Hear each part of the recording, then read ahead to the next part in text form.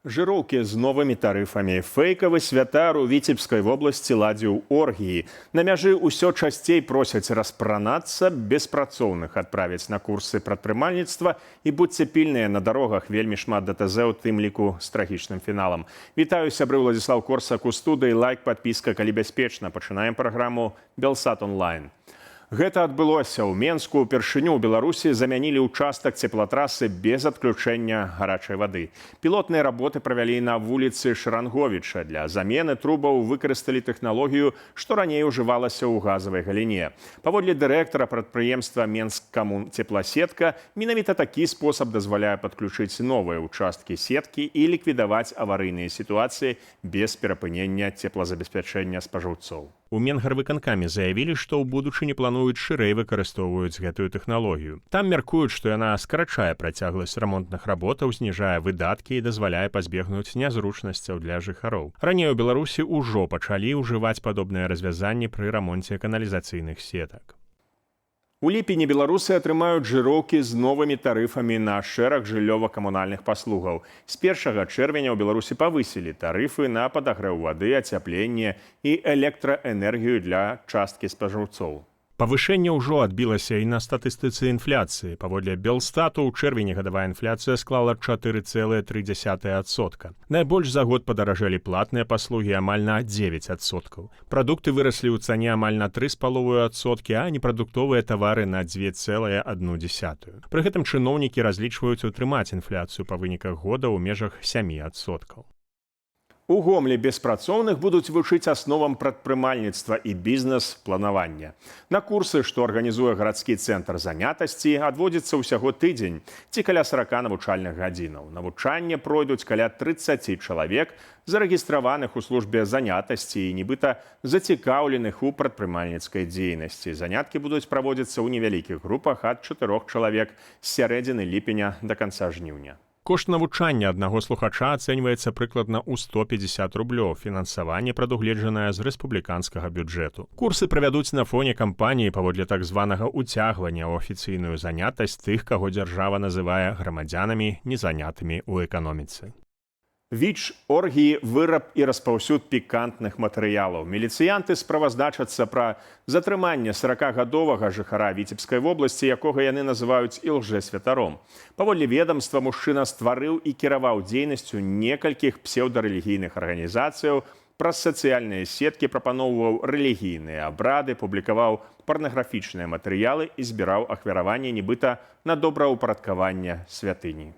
У МУС таксама сцвярджаюць, што ў сваім доме ён арганізоўваў групавыя сексуальныя сустрэчы, пры гэтым не паведамляў удзельнікам пра свой ВІЧ-станоўчы статус. Паводле сілавікоў, раней мужчына ўжо быў асуджаны за распусныя дзеянні ў дачыненні непаўналетніх, распаўсюд парнаграфіі і крадзеж рэлігійных прадметаў. Цяпер супраць яго распачалі новыя крымінальныя справы за незаконную рэлігійную дзейнасць і выраб ды распаўсюд парнаграфічных матэрыялаў. Пра справу паводле артыкулу аб пастаўленні людзей пад пагрозу заражэння ВІЧ не паведамляюць. Судзяць, аднак, і сумленных святароў. Берасцейскі абласны суд прызнаў грэка-каталіцкага святара Віталя Быстрова вінаватым паводле артыкулу аб спрыянні экстрэмісцкай дзейнасці. Вядома, што пераслед звязаны са справаю праекту «Беларускі гаюн». Святару прызначылі хатнюю хімію.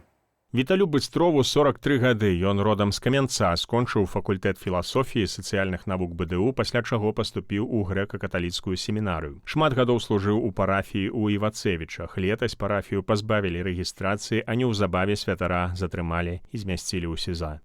Беларусы, якія вяртаюцца дадому з-за мяжы, усё часцей праходзяць праз асабісты нагляд. Ва ўсіх вядомых Белсату выпадках людзей распранулі да сподняй бялізны ў межах асабістага агляду. Пры гэтым іх багаж не абавязкова правяралі.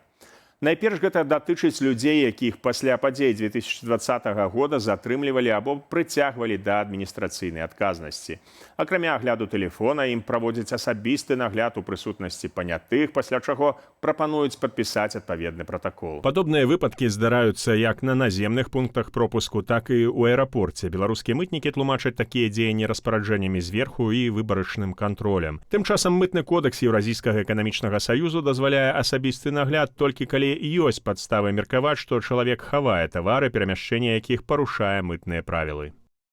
Трагедыя ў Кобрынскім раёне. 22-гадовы кіроўца БМВ не даў рады кіраванню, бо паводле папярэдняй інфармацыі рухаўся па трасе з небяспечнаю хуткасцю і страціў кантроль. Аўта вылецела ў кювет і перакулілася. У выніку аварыі 15-гадовая пасажырка загінула ад атрыманых траўмаў на месцы. Кіроўца і яшчэ два пасажыры, 18-гадовы хлопец і яшчэ адна 15-гадовая дзяўчына параненыя і шпіталізаваныя. У Менску шлегкавік збіў раварыста. Аварыя адбылася на праездзе Галадзеда. Паводле ДАІ 49-гадовы кіроўца аўтамабіля «Сітраэн» ехаў па тэрыторыі прылеглай да жылога дому і наехаў на 65-гадовага раварыста. Пацярпелага даставілі ў медычную установу для абследавання. У Лёзні ж пад колы аўтамабіля трапіў 17-гадовы байкер. На вуліцы Леніна 36-гадовы кіроўца «Фольксвагена» падчас павароту налева не прапусціў сустрэчны матацыкл «Менск». Маладога матацыкліста з траўмамі даставілі ў лякарню.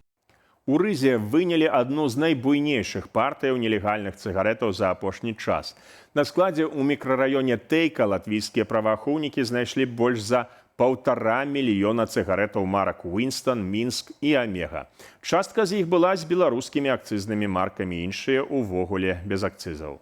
Акрамя цыгарэтаў, паліцэйскія выявілі прылады для заглушэння GPS-сігналу, сродкі сачэння, а таксама транспарт, які паводле следства выкарыстоўвалі для нелегальных перавозаў. У справе затрымалі грамадзяніна Літвы, яму пагражае да 5 гадоў пазбаўлення волі. Расследаванне праводзяць падатковая і мытная паліцыя разам з дзяржаўнай памежнай аховай Латвіі. Шматпакутны экалагічны праект усталявання бутэлькаматаў у Беларусі спынілі праз 2,5 гады. Вінавацяць рост выдаткаў і складаную лагістыку. Паведамленне пра закрыццё праекту з'явілася ў мабільнай праграме «Экаплатформ», якую ў Беларусі развівае расійская інавацыйная экалагічная платформа. У апараты, якія таксама называюць тараматамі або фандаматамі, можна было здаваць выкарыстаныя пластыкавыя бутэлькі і алюмініевыя бляшанкі і атрымліваць грашовую кампенсацыю, часцей за ўсё у выглядзе зніжак на пакупкі ў розных крамах. З лістапада 2023 года такім чынам сабралі больш за 10,5 мільёнаў бутэлек і бляшанак. Пры гэтым 92 тысячы з іх здаў адзін чалавек. Аднак сістэма з самага пачатку працавала нестабільна. 12 менскіх бутэлькаматаў увесь час ламаліся, а тыя, што працавалі, вельмі хутка запаўняліся і таксама пераставалі працаваць. Агульнадзяржаўная сістэма, як у краінах еўразвязу, у Беларусі так і не з'явілася, бо яе стварэнне кожны раз пераносілі і ў выніку адклалі ажно на 2035 год. У Шумілінскім раёне з помпай адкрылі, як кажуць чыноўнікі, абноўленую турыстычную прастору каля валуна Вялікі камень, геалагічнага помніку прыроды рэспубліканскага значэння. На праект, які перамог у конкурсе грамадзянскіх ініцыятываў, выдаткавалі ажно 23 тысячы рублёў. Чыноўнікі справаздачацца, што цяпер вакол валуна новыя фотазоны, інфармацыйныя стэнды, добраўпарадкаваная тэрыторыя і нават VR-акуляры, каб наведнікі маглі акунуцца ў легенды пра камень. Для людзей з інваліднасцю абяцаюць бясплатныя віртуальныя экскурсіі. Чыноўнікі спадзяюцца, што пасля такога абнаўлення турыстаў будзе больш. Што ж, застаецца спадзявацца, што так і будзе, бо пасля прагляду фота і відэаматэрыялаў, прынамсі ў мяне асабіста засталіся пытанні да таго, чым канкрэтна можа зацікавіць турыстаў ці мясцовых дзетак гэтая пляцоўка за $8 000, акрамя уласна самога старажытнага валуна. Дзяліцеся сваім меркаваннем у каментарах. На гэтым развітваюся, сябры, стаўце лайки, падпісвайцеся на канал, гэта вельмі важна для прасоўвання аператыўных і незалежных навінаў. Беражыце сябе.